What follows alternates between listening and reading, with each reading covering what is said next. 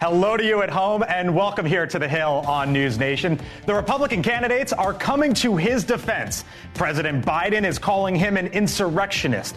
Brand new reaction today from the controversy in Colorado after Donald Trump is kicked off the ballot in that state. But it's what Ron DeSantis had to say that really got us thinking about what could potentially come next.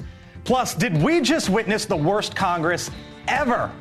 The numbers show that could be the case, but now there actually happens to be one issue that is gaining some real bipartisan traction, why lawmakers are lamenting the sale of U.S. steel. And liftoff once again for Blue Origin. It was a big moment for Jeff Bezos, no doubt about it. But did you see what he said about where he thinks we are headed both on and off this planet?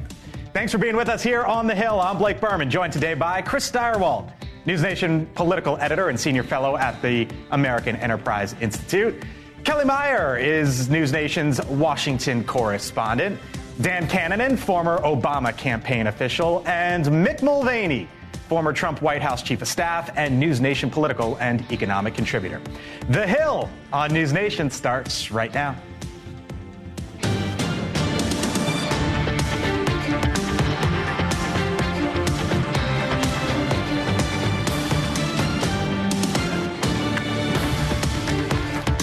All right, come on in. Join us here for the next hour or so. Good to have you in. First, though, here on The Hill, consider this split screen.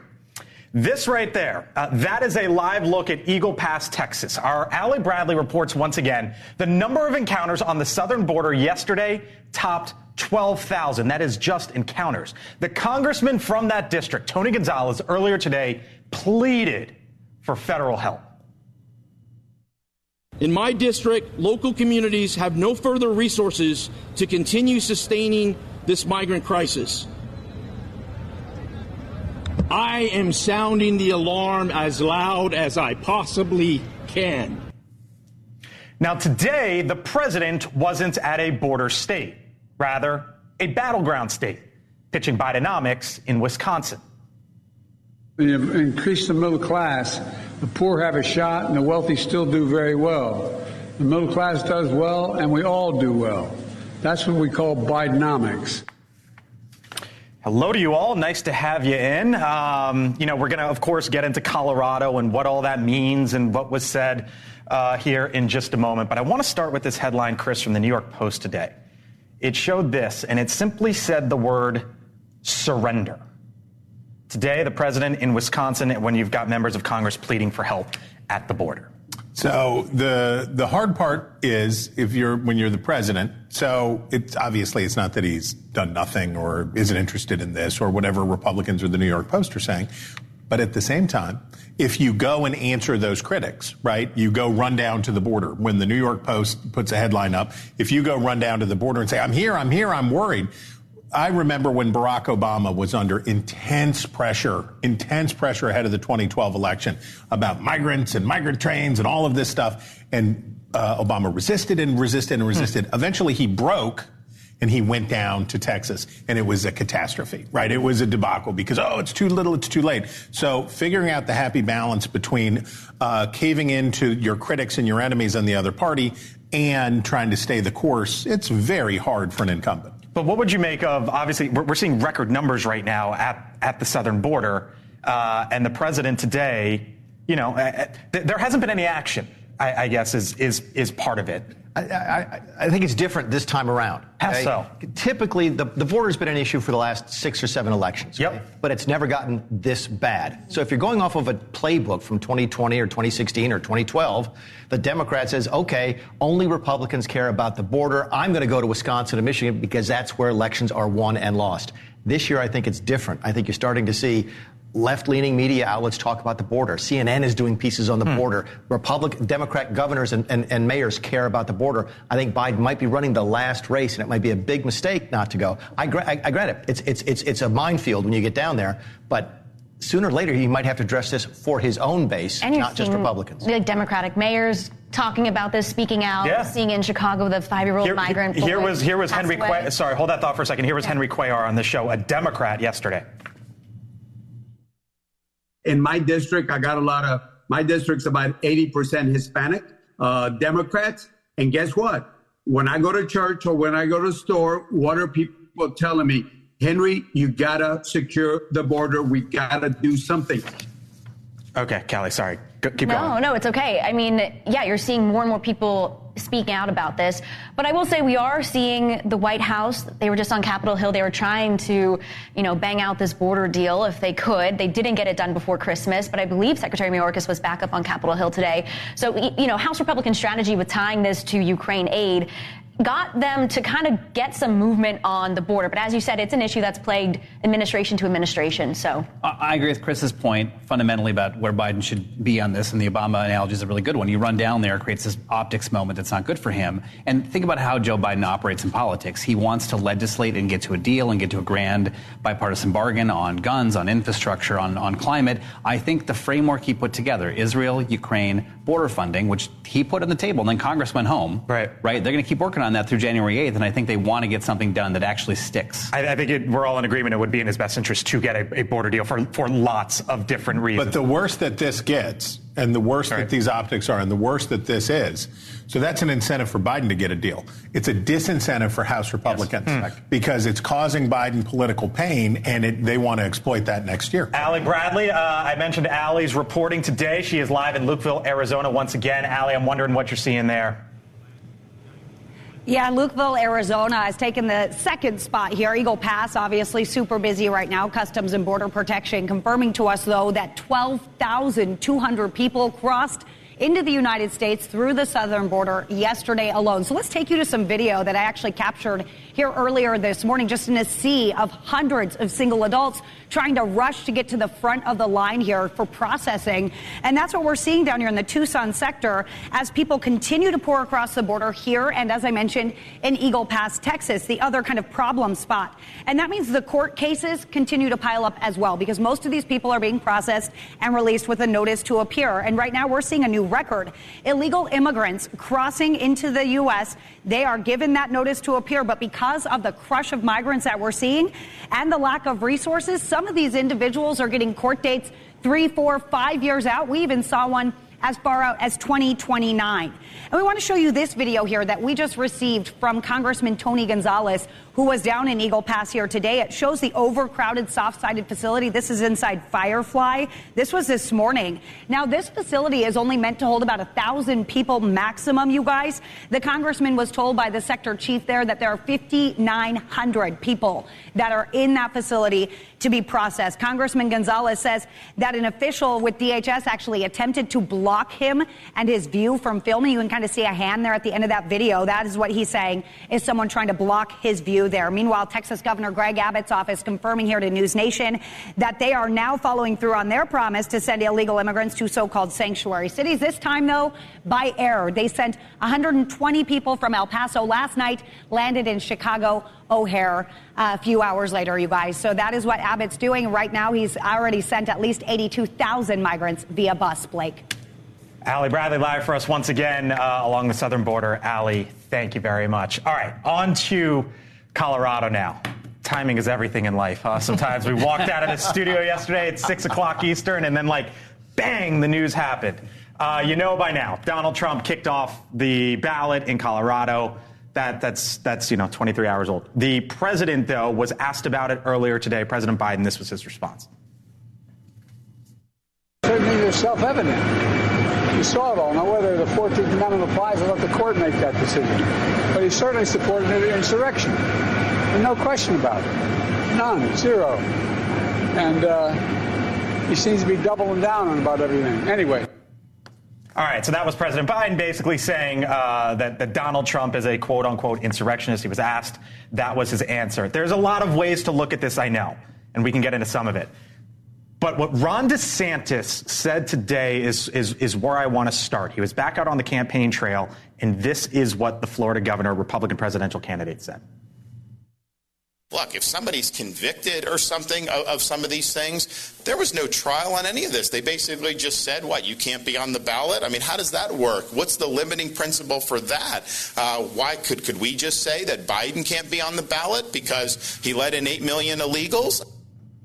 Could we just say that Biden can't be on the ballot because he let in 8 million illegals? Mick, we are in an era where impeachment is no longer like, oh my gosh, there's an impeachment. Oh. Is this the start of new impeachment? And there is somebody at some right-wing think tank right now trying to figure out a way to do exactly what DeSantis less than 24 hours he came up with that. No question. And he's not the only one. Look, my question is this.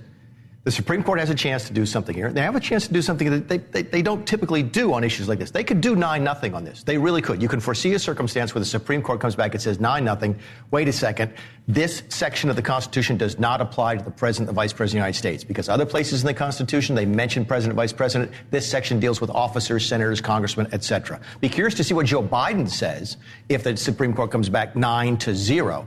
After he says it's clear that Trump shouldn't be on the ballot, and it's clear he's an insurrectionist. But it might be that a 9-0 Supreme Court decision puts this to bed on both sides permanently. Chris, what about this idea of what Ron DeSantis laid out, which is, you know what, we could do this on another topic in another state down the line to someone else? Well, when they tell us it couldn't get worse, just remember that it can all. It couldn't get worse. There's always another rung down on the ladder. Look, this is hard. This is very hard stuff, because on the one hand, you have Donald Trump, who did something that no American president — we've had several very rotten human beings be president before who have done a lot of rotten stuff, no doubt about it. But none of them ever did what Donald Trump did. And none of them ever tried to disrupt the peaceful transference of power. That was a first. That was a big blinking warning light. And I think historians will look back. I think my grandchildren, when they're in college and they're studying American history, they'll think — I don't have any grandchildren yet. They will be thinking about this, which is, if only the United States Senate had found the courage to convict Donald Trump when he was impeached for sending a mob of hooligans to the Capitol to try to disrupt the certification of an election, American history might have been different. If you do this, right, so if states start knocking Trump off the ballot, they start picking him off, well, they're going to — okay, so he can do that, so other states do it, and we were to go down that path, you get to the possibility of national rupture, and you get to the possibility of, as we had at another time, a dark time in American history, where we do not have one president who's acknowledged by all Americans and all the states in the United States. The Coloradans may have a point here. There may be truth in it. I'm not a lawyer and I don't know, but they are playing with fire. Chris, it's a great point. What if this holds? What if Trump is not on the ballot in Colorado and Trump wins? Does Colorado still consider him to be the president of the United States? Jesse Weber, come on in, NewsNation legal contributor. Jesse, what about it? What Ron DeSantis said today, what you hear from Chris and Mick? Yeah, so look, this extreme rhetoric, going into this extremes, it's concerning. But I will tell you, we have legal safeguards in place, right? So as controversial as this decision is, and who knows what the Supreme Court's going to do, first let me just tell you, you had 7 justices, all democratically appointed, who were split on this. So who knows what the Supreme Court's going to do? Technically speaking, there is a provision that if you engage in an insurrection, it makes you ineligible for office. Whether it means it applies to the president or applies to these circumstances, that's one thing. What Ron DeSantis says, I get it from a political point of view, it's not going to work legally. Just even if you assume that Biden did something unconstitutional, how many times do we have a president signing an executive order, signing a bill into law that is ultimately ruled unconstitutional? Doesn't mean that they can't stay in office. It doesn't mean that they can't be reelected. There's a difference here. It's the conversation about using extreme measures to try to get someone out of office that is the more concerning thing, rather if it's actually going to legally come to fruition. All right, Jesse Weber. Wanted to get your voice in, get your opinion. Got to leave it there. Thank you, bud. We'll catch you next time soon. You, you got it. Yep, Dan, real quick. Real quick. I mean, Chris's point and the president's point is the right one. I mean, whether or not this gets upheld by the court on the grounds of was he an insurrectionist, was there due process, or does it apply to him is a legal question. There's no doubt he incited an insurrection in the minds of the public, and we got to remember that going forward. All right. We'll talk about it. Half the country disagrees. Yeah, and that's where. No, sorry, I'll let you finish. I did. Half the country disagrees with that. So I hear what you're saying, but that can't end the conversation, because what you just said is Greek to half of this country. All right. We're going to be talking about it coming up here. Clearly, I mean, whenever the Supreme Court weighs in, you think it's coming in the upcoming weeks. But in the upcoming weeks as well, New Hampshire. Yeah. Did you know? Of course, first in the nation primary. What is it, Chris? 3-4 weeks out? It's like 34 days. They're like 34 days. Who's counting? Steyerwalt breaking it down coming up here on the show, and what he is watching, especially with those two right there in New Hampshire. Plus, in the era of Democrats say this, Republicans say that, would you believe it that they might actually be speaking the same language on this? It has to do with U.S. Steel. Coming up right after the break, one lawmaker from Pennsylvania and what he wants the administration to do about it. You're watching The Hill here on NewsNation. We're back in a few. Stay with us.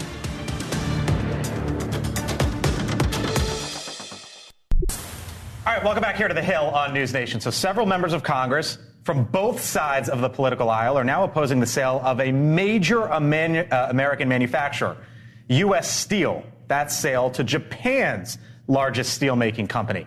There are concerns about potential national security implications. Joining us now is the Pennsylvania Democratic Congressman Chris DeLuzio, who represents parts of the Pittsburgh area and wants to see the deal stopped. Congressman, thank you for being here on The Hill on NewsNation. Appreciate the time. This is obviously a story that broke here in the last few days or so. One of the things that I find fascinating about this, yourself, Bob Casey, John Fetterman, all Democrats, are saying the exact same thing as Marco Rubio, J.D. Vance, and Josh Hawley, all Republicans, basically calling on the Treasury Department to stop this sale of U.S. Steel to Nippon, which is a Japanese company. Have you talked to President Biden about this? Have you talked to the administration about this? And what have you expressed to them, if so? Well, the administration has heard from me. It's heard from my senators in Pennsylvania, and it's heard from, as you include, some Republican senators as well.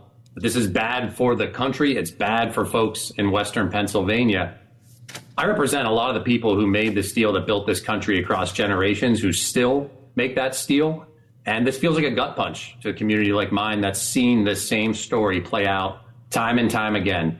Your hard work doesn't matter if it's in the way of profit.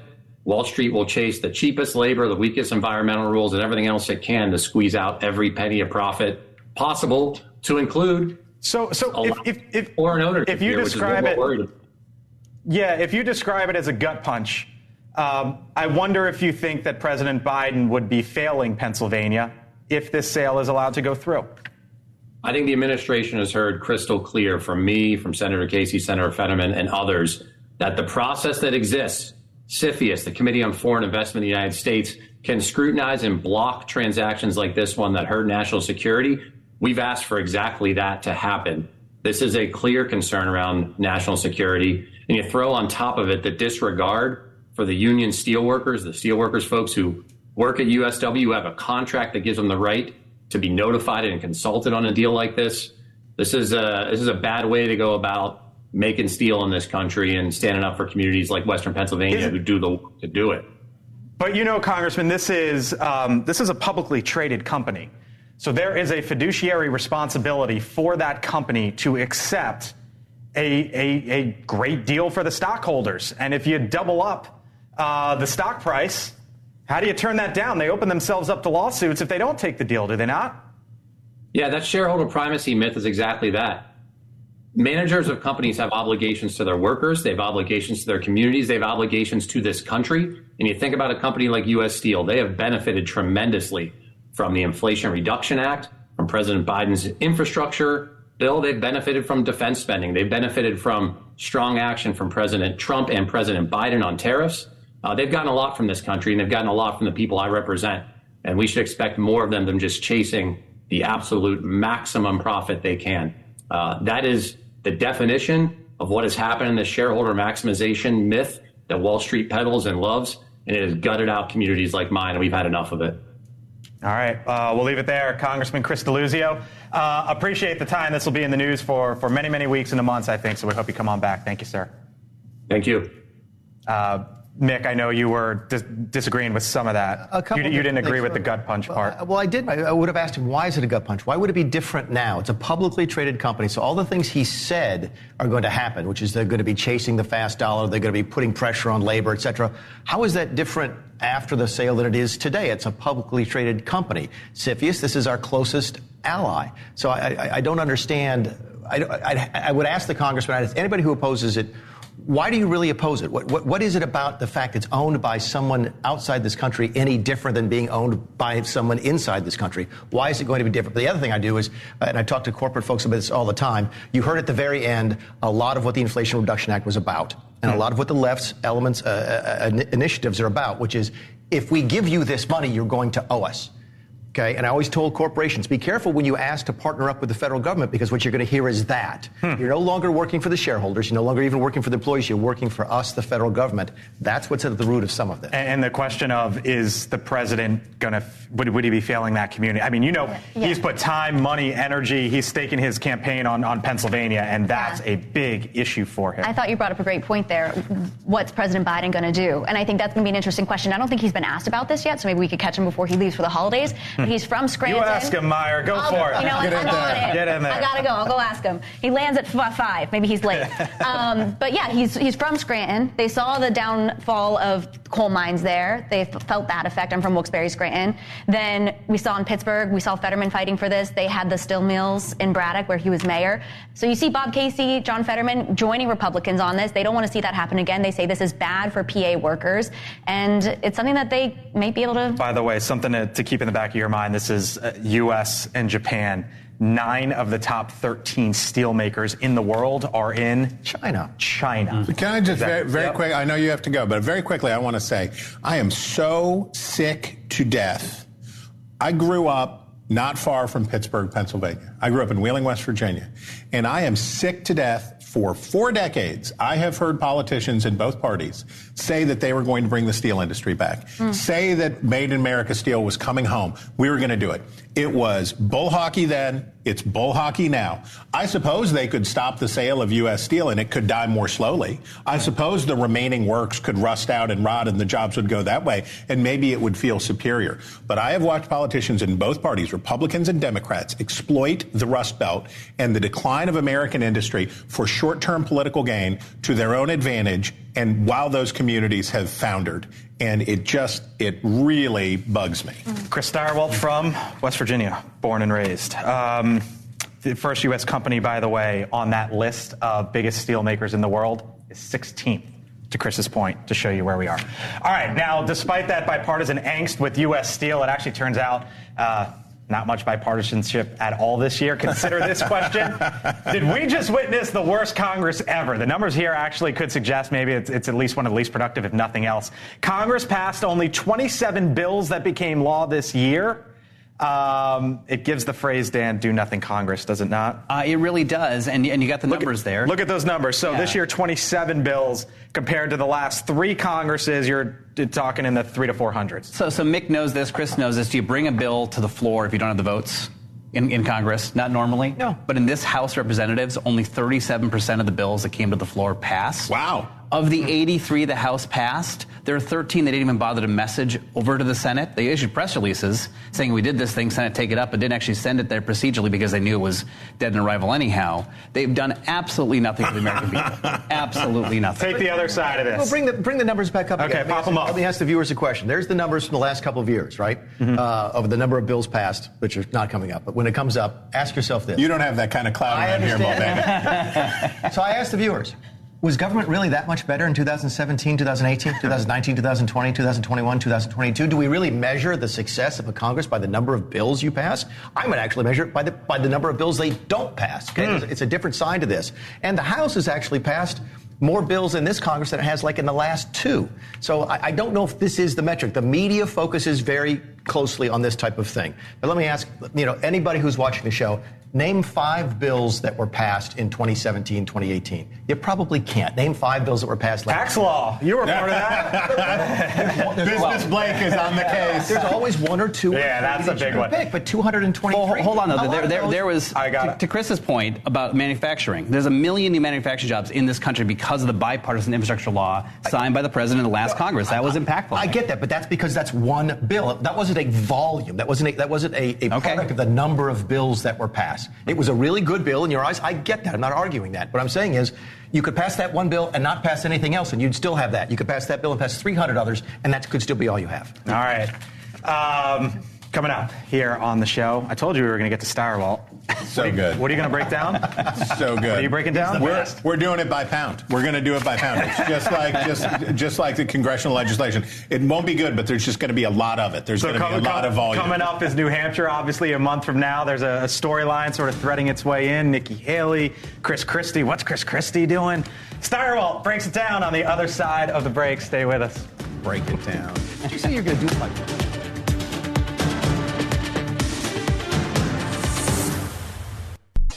All right, welcome back here to the Hill on NewsNation. So in 34 days, voters in New Hampshire will get their say in the 2024 Republican presidential primary.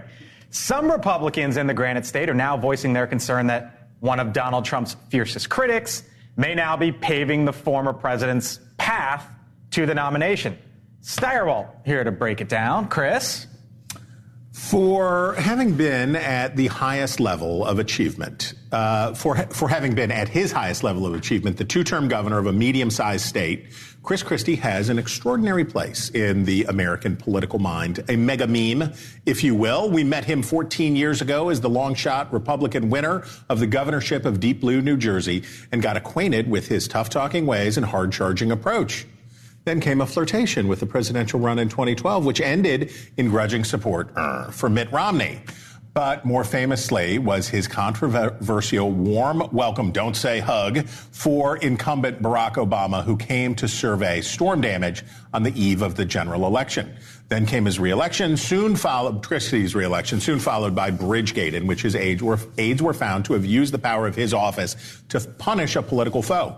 He survived and started his 2016 presidential campaign, which, fueled by his great rhetorical gifts and the electorate's appetite for an unvarnished, mad-as-heck Northeastern Republican, showed some early promise. But voters found a very different guy with the same vibe, Donald Trump. But on his way out, Christie did something that would change his legacy, overshadowing all the meme-worthy exploits of the past. Take a listen. Let's dispel with this fiction that Barack Obama doesn't know what he's doing. He knows exactly what he's doing. You see, everybody, I want the people at home to think about this. That's what Washington, D.C. does.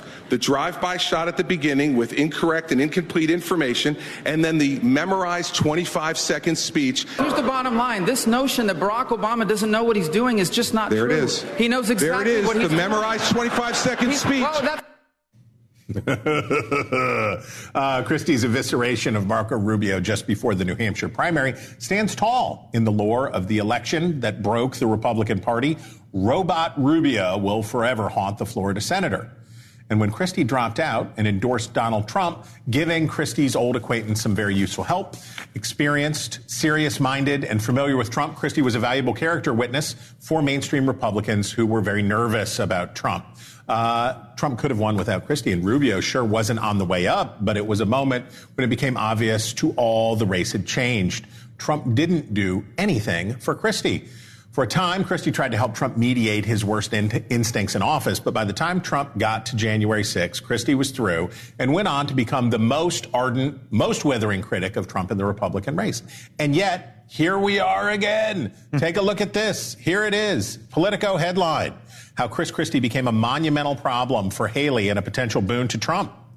I want you guys to think about this. Take a look at, here's the 2016 GOP New Hampshire polling primary average going into the race. You see how it was then. There you go. Trump 30, Rubio 13, Christie 11, Ted Cruz not. Okay, now look at the next one. Look at 2024. Anything seem familiar to you there? Does that look familiar to you folks at all? Chris Christie now stands at the point where he could do to Nikki Haley what he did to Marco Rubio 8 years ago. Republicans are freaking out about it because, or the Republicans who don't want it to be Trump are freaking out about it. But here we are again. We're back where we started. Steyerwalt breaks it down. So he was at 11, now he's at 12. Basically, the polling is there. He could help Nikki Haley if he gets out. So for those who want anything but Trump, the question would be, is he being selfish for staying in? Well, Kelly, I am curious about getting a woman's perspective on this. When Chris Christie was on stage at our debate, people are saying it was the best debate. When he was on stage at our debate and he white knighted Nikki Haley, was that helpful to Nikki Haley? Because I talked to a lot of women who said you shouldn't have let him come in and rush to your aid. You should have been your own woman. I've heard that, and I've heard that criticism that maybe she should have said, you know what, I got this. Right. And she could have maybe had a moment there, and maybe that was a moment missed. It was nice to see the camaraderie between them, but maybe she could have said something there. But I will say, with Christie, he could, for being so anti-Trump, he could just go ahead and white knight Haley, support her in this. To do the real thing and drop out. And just endorse. Do this. And realize it's history repeating itself. He should just step down. Mm-hmm. I think you know Christie well. Yeah. So then the question is if he basically, if his campaign is keep Donald Trump out of the Oval Office again, does he need to get out? There's an assumption here that everybody who's voting for Chris Christie will vote for Nikki Haley if he drops out of the race. And certainly some will. But our polling data from before the great debate down in Alabama indicated that Ron DeSantis was actually the favorite second choice of most people. He did about 35%. In fact, Vivek Ramaswamy was a more popular second choice than Nikki Haley was. And again, those questions that Chris and I have talked about off camera can be very confusing, and I get all of that. But I think we're assuming here something that I haven't seen data to back up yet. It may exist, but I've not seen. Well, let's say that half of Christie's support went to, because none of it would go to Donald Trump. There are no Christie Trump voters. But let's say that half of Christie's support went to Ronnie D, and the other half went to Nikki Haley, and a few were spilled upon the ground. But then Vivek Ramaswamy drops out of the race, and all of his votes are going to Donald Trump. Well, my guess, no offense to Mr. Ramaswamy, I believe that his maximum payload in New Hampshire is fairly low at this point. Chris, do you think though that Christie? See, well done, Inception, my friend. Do you think his interest is really in this point in getting Nikki Haley or someone else elected instead of Trump, or is he simply accepted the fact that Trump's going to win, and he wants the Republican Party to have a reckoning with Trump, which they will not have? That's what he says. I believe Chris Christie loves America. I believe Chris Christie is serious-minded. I believe that the time that he spent as a federal prosecutor post 9/11, that he is serious. He cares about this stuff. It matters to him, and I think he is sincere in his warnings about Donald Trump. Unfortunately for him, he now has a choice to make about what that legacy it's will be also like. Personal. Yes, it's professional. Yes, it's love for country, but he does feel like, and I've talked to him about this, he feels like he was cut out of that Trump administration. Yeah, and he followed Donald Trump around on the campaign trail and Donald Trump made fat jokes about him, mocked him, mistreated him, did all that. So I'm sure that doesn't make you want to help. But if Trump underperforms in Iowa and looks more vulnerable than we think he is, and then does Christie look at New Hampshire and say, oof, maybe I do need to get behind Haley? But if Trump romps in Iowa at that point, does he continue his crusade of just going after him for rhetorical purposes? I think that the time to decide for Chris Christie is sooner than that. All right. By the way, Friday here on News Nation, a special edition of Dan Abrams Live. Dan will be talking with Congressman Dean Phillips for the full hour. They'll discuss his Democratic presidential primary challenge against President Biden. That is Friday, 9 o'clock Eastern, 8 Central, right here on News Nation. Dan Abrams Live. Coming up, though, here on the Hill, did you see this earlier this week? Blue Origin going back up into space. That guy right there, Jeff Bezos, is behind it, of course. He did a 2-hour-long podcast. Did you guys check it out? No. It was so fascinating because we never hear Jeff Bezos speak for like hours on end. And he made some comments about what he thinks the human race could look like. Whoa. And how many people could be floating out there in outer space and how we deal with all of that. Was he smoking with Elon when he was talking? No, he was talking to Lex Friedman. It's fascinating. We'll get to it on the other side of the break. And our newsletter, by the way, Decision Desk 2024, our campaign view. You can subscribe there. QR code on your screen. It's newsnationnow.com. You can go there to subscribe as well. The Hill on News Nation. Back in a few. So Jeff Bezos' Blue Origin launched a rocket-carrying experiment earlier this week. It marks the first flight since a previous crash in 2022 caused by engine trouble. Now, the success draws the ever-growing comparison to another entrepreneurial giant making waves in the space industry. Bezos, in a rare and recent wide-ranging interview, shared part of his vision for planet Earth and humankind. I would love to see, a trillion humans living in the solar system, and we'll build giant O'Neill-style colonies. They go to Earth for vacation. Yeah. Same way that, you might go to Yellowstone National Park for vacation. What's your beef with it? It's just whatever. I'm sorry. Have they got HGH in space? Because clearly, yeah, exactly. Oh gosh, come on, we don't know. We don't know. Blake is disclaiming. Blake is disclaiming. I don't know. Just be rich, be happy. I don't know. Get over. Well, he's trying to. He basically got out of Amazon to do Blue Origin. Yeah. And now, this is like what he's focusing his time, energy, and effort on. Well, he conquered Earth, and now he wants to go conquer space. It's just like these men, and I don't know. So I did the math. He said that if we have a trillion people, these men and I don't know. These men and I don't know. That's Kelly's quote of the day. These men, ellipsis, and I don't know. I mean, come on, guys. I think in the interview he said that if we have a trillion human beings, we'll have 1,000 Mozarts. Yeah. I did the math on that, actually. There's about 10 billion people on the planet, give or take. That means there should be 10 Mozarts out there someplace. I don't think there is. So, a lot of this is just self-promotion, right? As far as I'm concerned, he can go. He can take Elon with him. He can take Bill Gates. Are you worried, though, that we're giving up space to billionaires, right? Because between Elon, here is a little bit more of Jeff Bezos, and we'll get to that. Just like the internet is big and there are lots of winners at all skill levels, and space is big. There's room for a bunch of winners, and it's going to happen at all skill levels. And so, SpaceX is going to be successful for sure. I want Blue Origin to be successful, and I hope there are another, 5 companies right behind us. Said he wants 5 companies behind us, not 5 government agencies or all that. There's a reason we've made such a great advances in space in the last 10 or 15 years, because we turned it over to the private sector. No difficulty with that. I'd love the private sector's doing it better than the government's. I just wish he would take the energy that he's putting into this and fix the sports coverage of the Washington Post. It's within your reach, Mr. Bezos. Well, it's within your reach. You can do it. On Mick's point about the trillion humans and the 1,000 Mozarts, there are, just to be a little serious, there's 1 billion people in poverty on this planet. We could be focusing some attention on that as opposed to 1 trillion people in space. It's his money. Let him do what he wants to with it. Right? Sure, he can, but he's going to space. It's and a the fascinating... pipes, man, the pipes.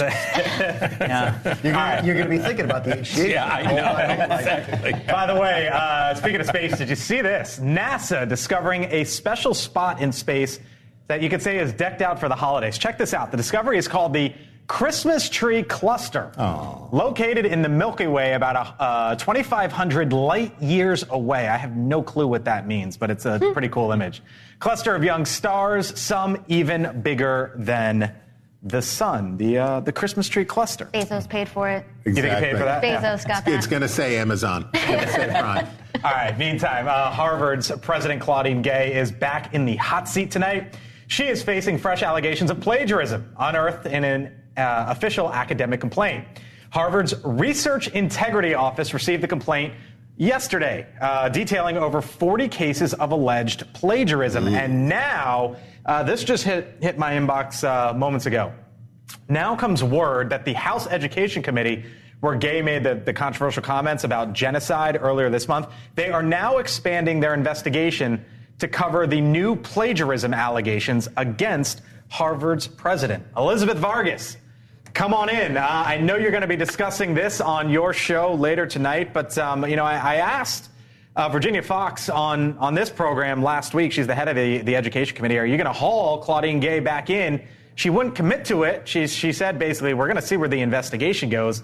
And it sounds like they're expanding the investigation. Oh, they're expanding the investigation, and there's good reason to. I mean, the Harvard Crimson said they looked into all these allegations. About half were, quote, minor mistakes, and the other half did qualify as plagiarism by the Harvard's own standards. I'm going to be interviewing in just a few minutes Dr. Carol Swain, whose work was plagiarized, allegedly, by Dr. Claudine Gay. She's been furious.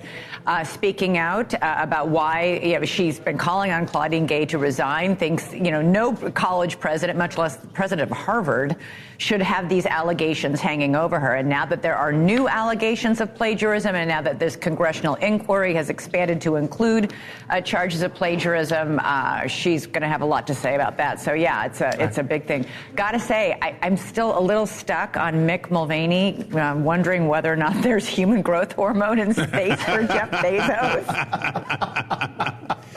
Nick? He's going to be ripped in 0G.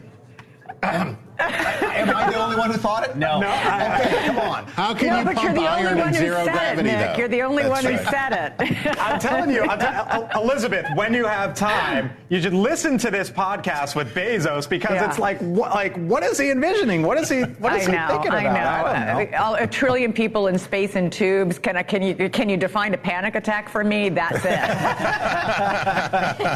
By the way, hang with us here for a second, Elizabeth. What do you make, Mick? Because you're a Harvard grad, of them maybe expanding this investigation. Look, they've got a lot of latitude when it comes to ESG and DEI and all that kind of stuff, right? Which is where they've sort of been hiding. The board has been hiding. They don't have a lot of latitude when it comes to plagiarism. Period. End of story. I mean, if a student is going to get thrown out for it, they can't have a president doing the same thing. This may completely change this narrative. Elizabeth, he's absolutely right. This would not be tolerated. Yeah, fascinating that you have Dr. Swain on tonight. That's coming up 7 minutes from now. We're looking forward to it. See you then, Elizabeth. Thanks, guys. Yep, Elizabeth Vargas reports 6 o'clock Eastern right here on NewsNation. But before then, have you seen what they're doing in the state of Georgia?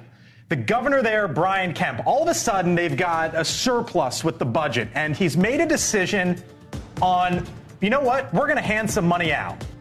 And wait until you hear who's getting an extra bonus this holiday season. Final thoughts from the panel on the other side and what Brian Kemp is doing in Georgia.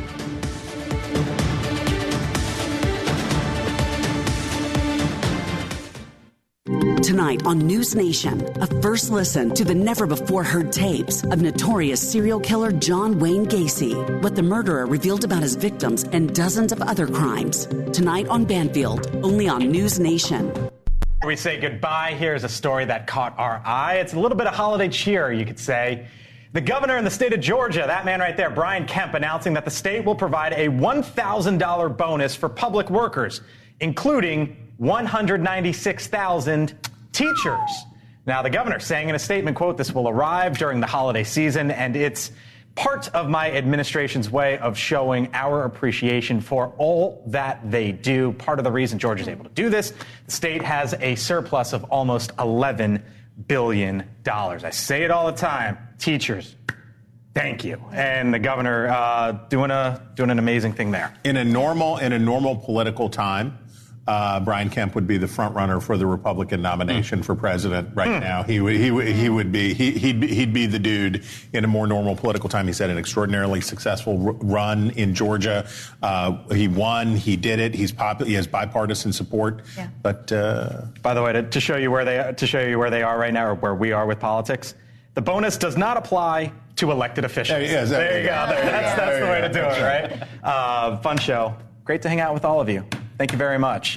We hope to see you back here on the Hill tomorrow here on NewsNation. You can set your DVR to watch us 5 o'clock Eastern. Until then, have a great evening. We'll see you tomorrow. Elizabeth Vargas Reports starts right now.